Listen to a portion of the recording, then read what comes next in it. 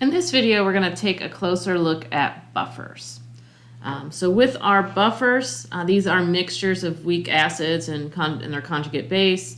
Alternatively, you could have a weak base and its conjugate acid, depending on what pH you're trying to buffer around. At our pKa, so the pKa of your either weak acid or weak base is important. So the pKa, when our pH is equal to the pKa value in this example for acetic acid, we're going to have an equal concentration of both the our weak acid, acetic acid, as well as its conjugate base, the acetate ion. So that's where we are at our highest concentration. This is where your buffer is most effective, since you have a high concentration of each.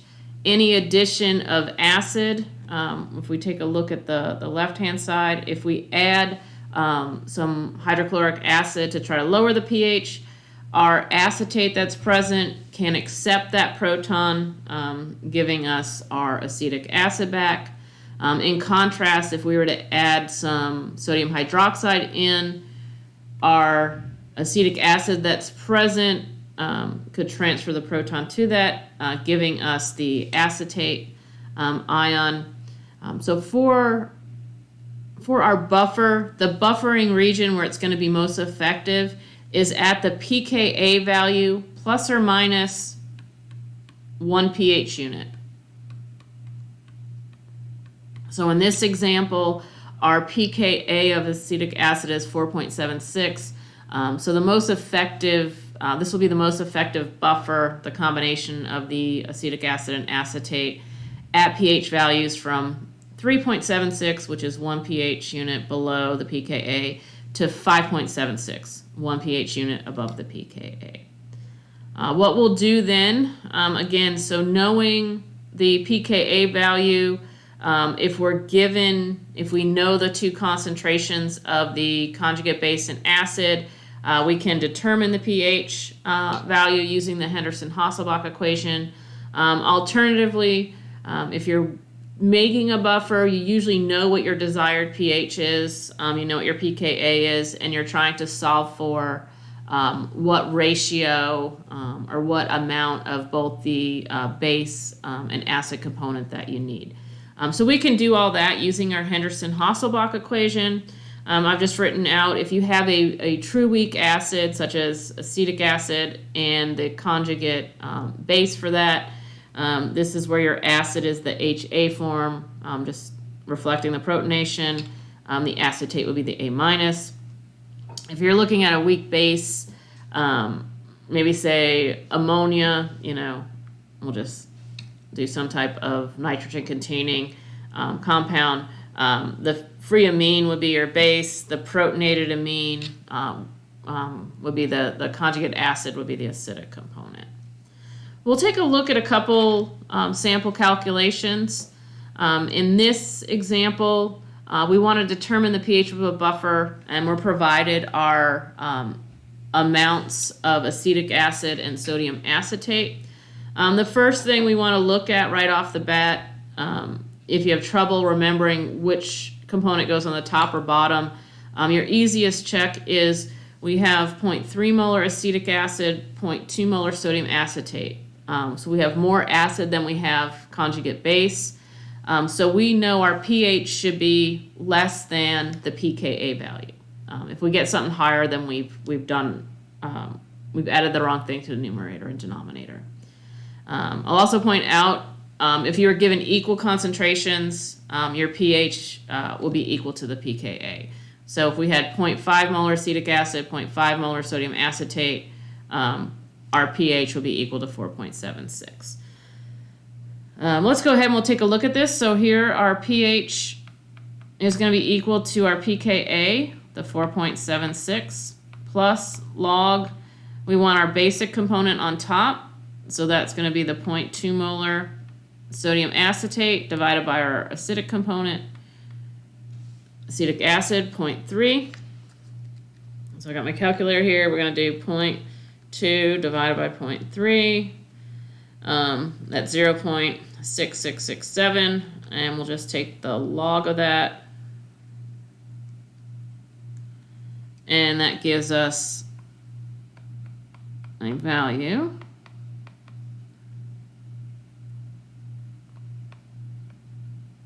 of negative 0.176. So our pH is going to be equal to 4.58. Okay. So and just to check, we said we were expecting to have a pH value that was lower than our pKa. We did that, so that passes that check that we needed. We'll take a look at another way that you could get these. So here we want to calculate the pH of a solution that contains a ratio. So this time, instead of giving you the molar concentrations, you're given the ratio of the two. Ratio of sodium lactate, so that's our conjugate base, to lactic acid is 3:1. So in this scenario, we have more of the basic component than of our acidic component. So we're now expecting to come up with a pH value that is greater than our pKa. All right, so our pH here is equal to 3.86 plus log, and what we're given is 3:1. So basically we take the log of 3. So our pH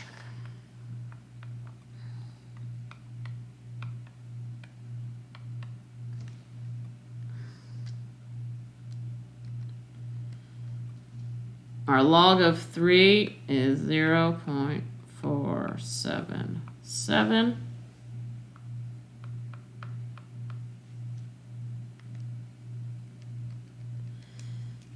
So our pH is going to be equal to 4.34. So again, that pH is greater than the pKa value, and that's what we are expecting since we have more of the basic component present. All right, we'll do a different type of problem now. So instead of solving for pH, in this scenario, we're given the pH and we're solving for what concentrations of our acidic and basic components we need to achieve that pH. So here we're going back to the acetic acid buffer system, and we're saying we want a pH of 3.76 is equal to 4.76 plus log of our A minus over HA.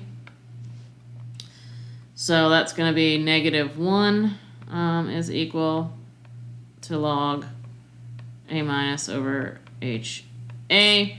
We want to take the anti-log of each side, so we do the second log, -1. So that tells us we have 0.1 equals A minus over HA. Okay. And that's correct. We'd expect with a pH value that is lower than our pKa that we have more of the acid component, right? So this is the same as 0.1 over 1. So that's one way. I'm going to erase a run. You could be asked to solve for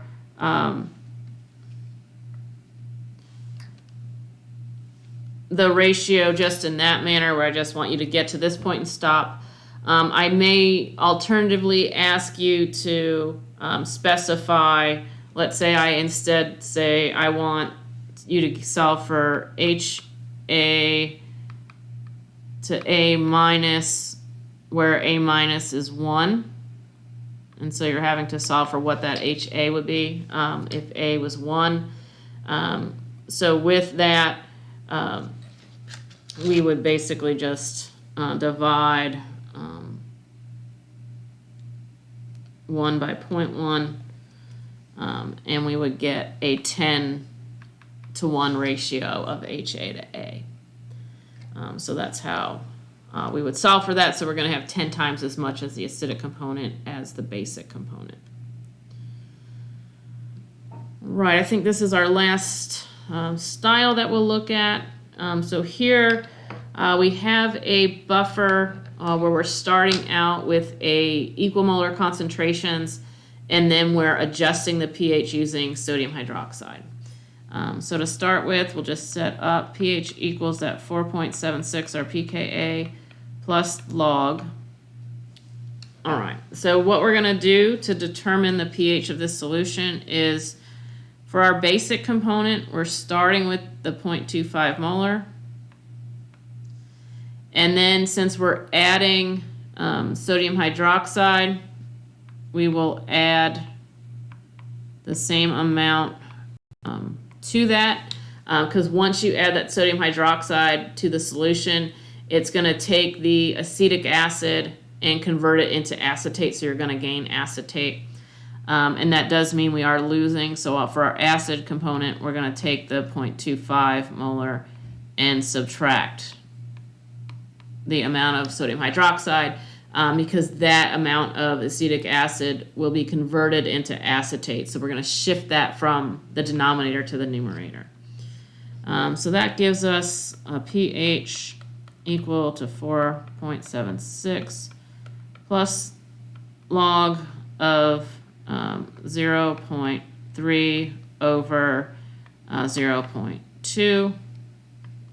So again, we're now expecting this pH to come out higher than the pKa. So pH equals 4.76 plus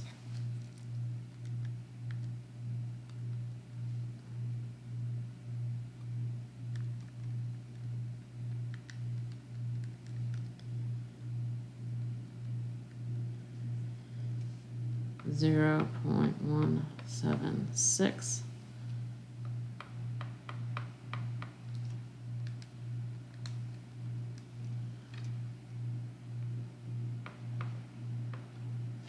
That gives us a pH of 4.94. Again, higher than our pKa. So that should cover, for the simple buffers, your most common types of calculations you'd be expected to do or know how to do. What we'll do now is take a closer look at the bicarbonate buffer system. This is an interesting buffer system, we said, because it is using dissolved carbon dioxide, is combining with water to form your, if we look at the equilibrium in the box there, your carbonic acid, and then that carbonic acid is going to dissociate into a proton and a bicarbonate. So this is starting with the carbon dioxide that's in the lungs in the gas form. It will dissolve in the blood or aqueous phase, and that's where it's going to combine with the water to form your carbonic acid. That's going to readily dissociate, so you notice for our equation at the top, we're actually ignoring the formation. We're not showing the formation of the acid. That's going to form and then dissociate.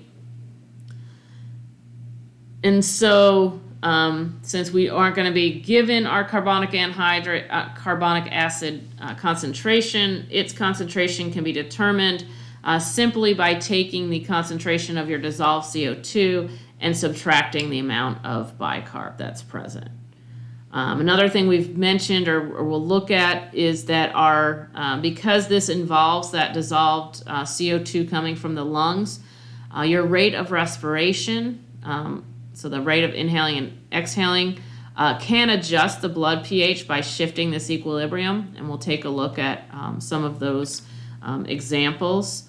And you can try to use alterations in breathing to try to keep your blood at a certain pH.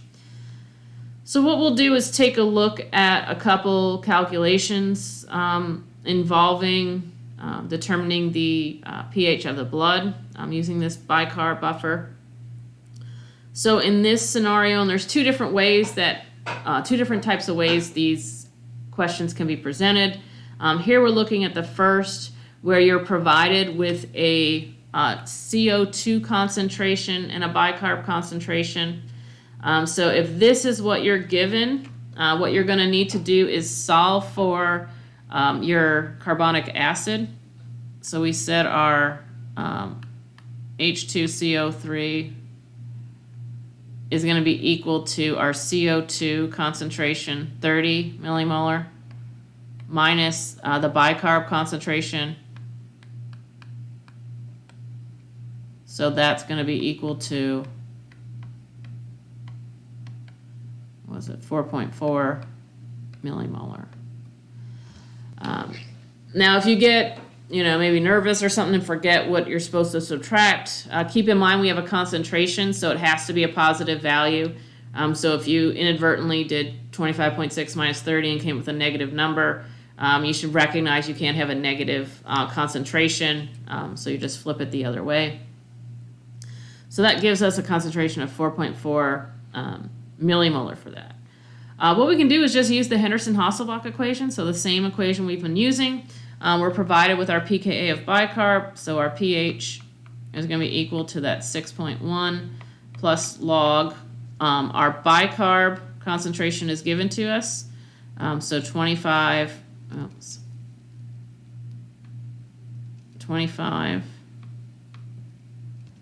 see if I can get rid of that thing. Yeah. Over our acid, we just said is 4.4 millimolar. So again, our concentration on the top is much higher than the bottom, so we are expecting this pH to be above 6.1. 25.6.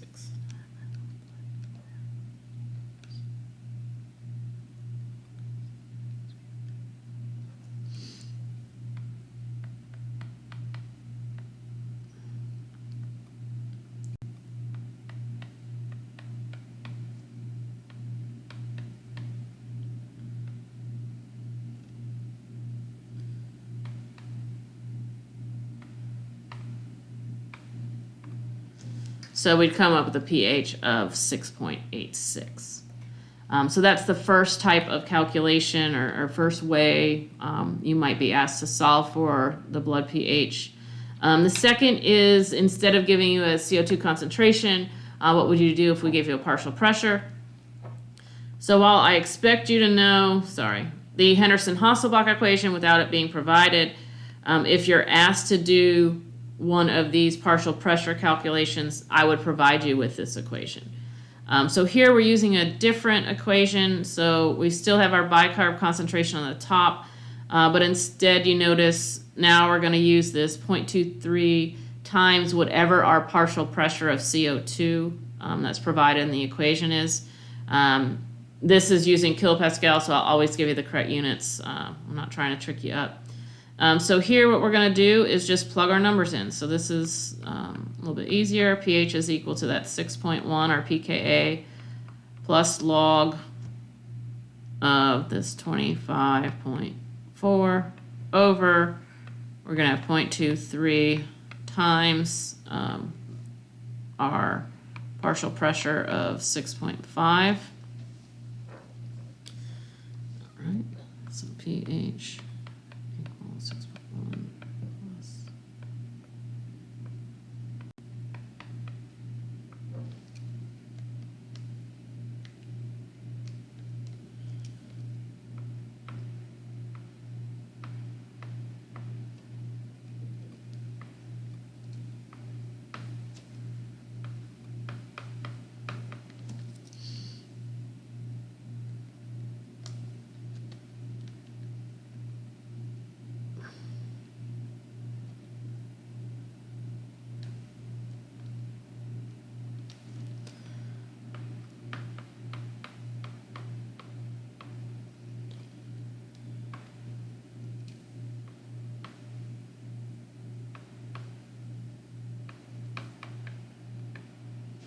So we come up with a pH of 7.33.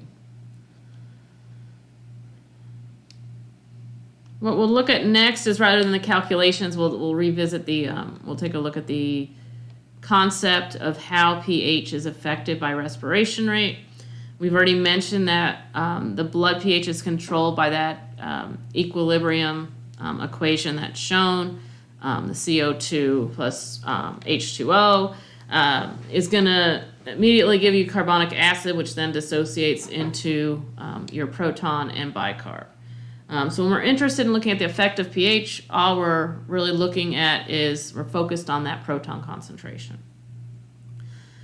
So if we take a look at what happens if we decrease our rate of breathing, so hypoventilation, holding your breath, what we're going to do in this instance, get rid of that. When we're holding our breath, what we're going to do is increase our concentration of CO2 that's in the lungs. So if something's high on the right side of the equation, that means we're going to drive the reaction to the right. So while these arrows do reflect movement in both directions, let's say we're initially starting where they're equal. Once we start holding our breath or hypoventilating, our CO2 rises, and the direction moving to the right, that rate's going to occur faster than the rate going to the left. So when we move, if we push things to the right, that means that we're going to be forming more protons or acid, so those go up.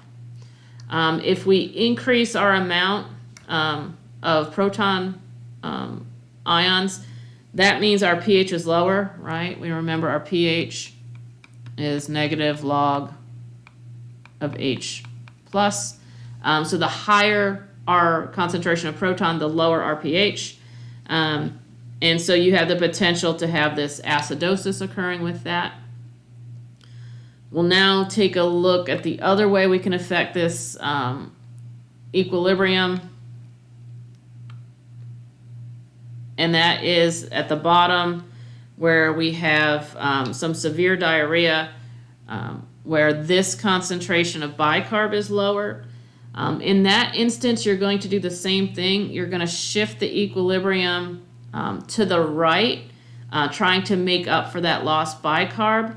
But in the process, you're also going to produce more of the acid or proton. So you'll see a similar lowering of the pH and possible acidosis. Our other scenario or opposite scenario would be to look at what happens if we increase our rate of breathing, so hyperventilation. This can sometimes occur with maybe anxiety, high altitudes. You're trying to breathe more rapidly to get oxygen in. So in this case, with hyperventilating, we're going to decrease our concentration of CO2. And we said once we change this equilibrium by decreasing something, we're going to have a shift towards kind of replenishing that. So in this scenario, if you decrease your carbon dioxide concentration, we get this shift to the left. So we're going to consume protons to form more CO2 and water. That means our proton concentrations will be decreased. Decreasing your protons increases your pH. So in that scenario, there's the potential for alkalosis or an increased blood pH. This is something that short distance runners can try to take advantage of. So they'll use this in anticipation of producing lactic acid. So if they know in the short run they're going to be producing this acid, they can actually hyperventilate before hand, raising the pH of the blood so that once that lactic acid's produced, you can neutralize it. So that's just another way in which that's used. So that is our last slide for that. Hope it was helpful.